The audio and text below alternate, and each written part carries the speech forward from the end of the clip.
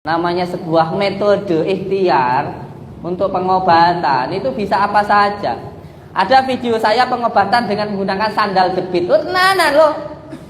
Sampeyan lihat video saya pengobatan yang ada di Surabaya. Namanya kalau nggak salah itu sakit liver. Itu saya ngobatin pakai sandal jepit, tak tewapi patok loh. Ada pengobatan saya dengan sandal jepit. Bahkan dulu waktu ada yang berobat ke kiai saya itu ngobatinya pakai apa? Garuda Panca. Wong sakit tidak nyanyi Garuda Pancasila. Lho tenanan lho, yo mari lho. Yo mari.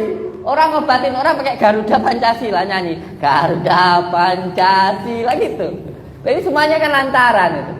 Bahkan kalau di dalam usul fikih ngobatin orang pakai yang haram pun tidak apa-apa kalau memang tidak sudah harus pakai itulah. Sekarang ini banyak orang yang membingungkan metodenya. Bingung dengan metodenya, pakai ini salah, pakai itu salah. Besok lihat ya. Saya ngobatin mau pakai raket nyamuk gitu. Saya ngobatin mau pakai apa ya, tisu, apa nganggo kopiah tak kaplok gitu. Ben wong tambah bingung. Nah, sekarang yang dibingungkan itu metodenya. Tata caranya. Ini sababiyai pada dibingung nih. Pada diributkan. Yang namanya pengobatan metode, kalau kita ngaji di dalam usul fikih itu, mau pakai apapun itu tidak masalah. Wong darurat. Darurat itu makfu. Wis dimaafkan apa saja. Karena posisinya darurat. Posisinya darurat. Nah, sekarang ini kan orang pada bingung mempermasalahkan masalah metodenya, masalah medianya dan lain sebagainya. Padahal yang terpenting semuanya itu kembali kepada Al-Quran. Bahwa Al-Quran itu adalah syifa, obat penyakit medis maupun penyakit non medis gitu loh. Lihat zaman besok abang ngobatin pakai raket nyamuk lah, pakai sandal jepit lah, kayak apa lagi. Wis sak karep punya apa kowe ngatur aku iki. Wis apa ngatur aku kok ngatur aku. Aku arep ngangge apa ya sak karepku. Sing penting lah ya ndonga ning Gusti Allah, mau pakai media apa saja ya tidak apa-apa. Kita orang Jawa ada yang pakai donga itu, berdoa itu ada 3 cara.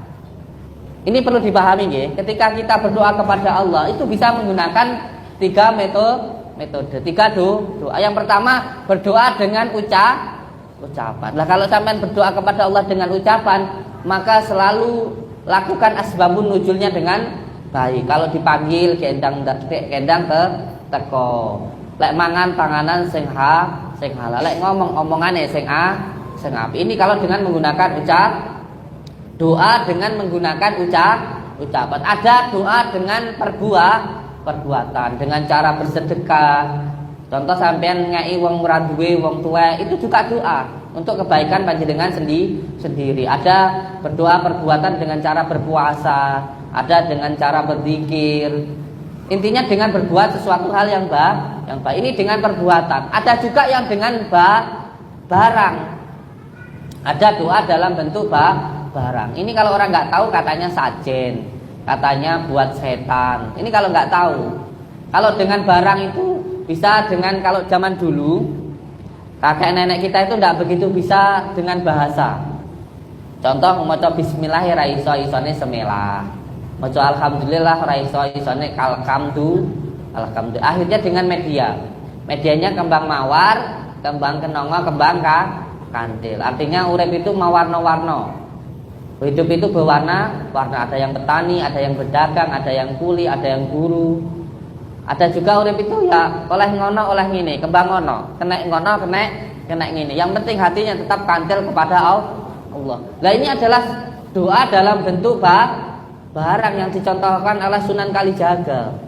Nah, kayak gini orang yang ngerti katanya syirik. Contoh seperti ketika nenek moyang kita dulu membuat keris dengan cara dipuasai 41 hari nggak makan, nggak tidur. Lalu berdoa kepada Allah. Contoh keris junjung derajat. Ketika membuat keris itu sambil berdoa, siapapun yang memegang keris ini diangkat derajatnya oleh Allah. Bukan kerisnya yang memberikan manfaat, tetapi doanya. Ini kalau nggak ngerti, kadang orang mengira yang dijual adalah karomahnya, yang dijual adalah doanya. Padahal itu adalah medianya. Contoh ketika membuat tasbih atau membuat gelang, lalu diasma atau didikirkan diriadohi selama 7 hari, selama 41 hari menggunakan hiji barki, lalu berdoa. Malamnya sholat taubat, sholat hajat, lalu zikir, ya Hayyu ya Qayyum birahmatika astaghfir. Ya Allah, siapa yang memegang tasbih ini ya Allah, siapapun orang yang memegang tasbih ini ya Allah, berikanlah keselamatan. Lalu ketika ada orang yang memegang atau memahari tasbih seperti ini dikatakan syirik, Rene ngaji karo aku, tak warahi ngaji, gue ben ngerti. Mau ngaji pakai kitab apa sini sama saya? Kitab Mambaul Hikmah. Ayo sini ngaji sama saya kalau pengen tahu. Ini kadang-kadang orang yang nggak tahu tapi sok tahu terus nggak mau tahu, ini repot seperti ini. Yang diberikan itu bukan maunahnya, bukan karomahnya, tetapi medianya. Semua orang hidup pasti pakai media. Orang mau selama kita hidup mau kenyang ya medianya makan, iya. Apa ada orang hidup yang nggak pakai media itu? Lah ketika berdoa maunya 7 hari, lalu berpuasa, lalu beriadah, bertirakat, kan membutuhkan tenaga, membutuhkan biaya. Ya itu kadang ada yang mengganti biayanya. Seperti ini kalau nggak ngerti katanya ya menjual karomah, menjual mau. Nah ini nggak ngerti tapi sok tahu, ini repot ngomong kalau kayak gini. Ngerti nggih? Jadi semuanya hanya sebuah sarana. Semuanya hanya sebuah sababiyah saja. Yang penting panjenengan di sini kita semuanya belajar untuk berpikir yang baik, berkata-kata yang baik, berbuat yang baik, melihat yang baik-baik dan mendengarkan yang baik-baik. Karena apapun yang kita dengarkan itu nanti akan menentukan apa yang kita lakukan. Makanya aku gah ngrungokne wong sing ora apik wis ora perlu, enggak penting. Enggak penting. Karena siapapun yang ketika kita tidak pernah membicarakan orang itu, kok sampean enggak tahu ngomongne wong, kok tiba-tiba ada orang yang ngomongin jenengan, berarti jenengan ada di depannya, ngono ae wis penak. Ngoten nggih. Jadi kalau ada orang yang membicarakan kita tapi kita tidak pernah membicarakan orang itu, berarti kita lebih baik dari orang itu, nggih. Dan nanti malam kita melakukan pembersihan. Ini sebenarnya ada 4 tempat orang yang mengundang saya. Tapi khusus untuk nanti malam, siapapun yang mau ikut monggo.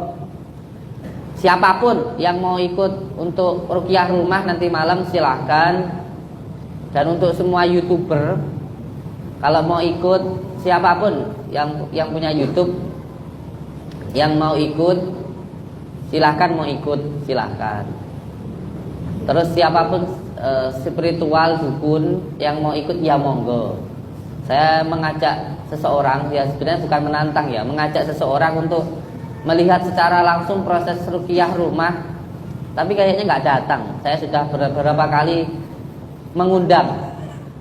Saya sudah berkali-kali, ada sekitar 5 kali saya coba untuk nelpon ke adminnya si Merah, nggak ditanggapi. Saya chat nggak dibales. Saya hanya mengundang untuk datang ke sini, nanti ongkos pulang pergi saya ganti. Dan pertemuannya nggak di Padepokan tapi di luar Padepokan, ternyata juga sudah nggak ditanggapi. Ya berarti sudah nggak mau, ya sudah berarti berhenti sampai di sini. Dan nanti kalau ada yang mau nanti malam, kalau ada yang mau ikut ya silahkan untuk ikut sekitar jam 8 jam 9 malam lah, insyaallah. Nggih.